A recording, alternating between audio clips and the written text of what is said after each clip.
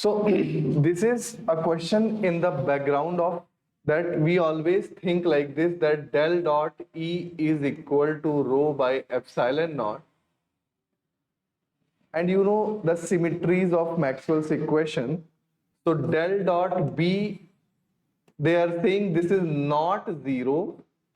Suppose it is equal to mu naught rho m. They are saying that it is not equal to zero. See, read this question.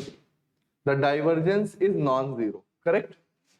Now they are saying Faraday's law del cross E is equal to minus del B by del T. This is Faraday's law. Now let me tell you the background why they are saying that Faraday's law should be modified. Because with this Faraday's law, if I take divergence of a curl, obviously divergence of the curl must become zero. So that means it should become minus del by del T of del dot B. And initially when del dot B used to be zero, then everything was okay. But now they are saying that del dot B is this. So it will become minus mu naught del rho m by del T. So that means that something, I mean this equal thing should be added so that again the divergence of curl becomes zero. So I am saying that let me add x here. Some quantity is to be added. So what will happen here? It will become, when you take divergence, it will become divergence of x. And here also it will become divergence of x.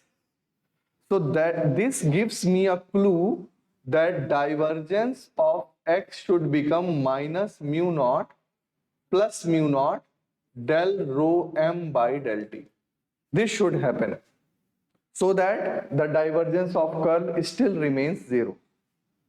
Now I want to know what is x. I want to know what is x. So I just go to the continuity equation in which del dot J is equal to minus del, so it is for magnetic, del rho m by del T. This is my equation. So please see the right hand side.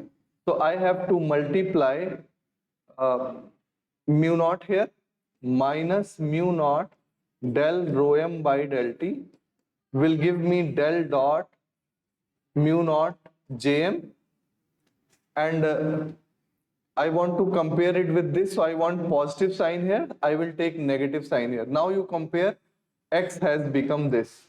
So I can add here minus mu naught Jm so that still everything will make sense and nothing, no problem is there.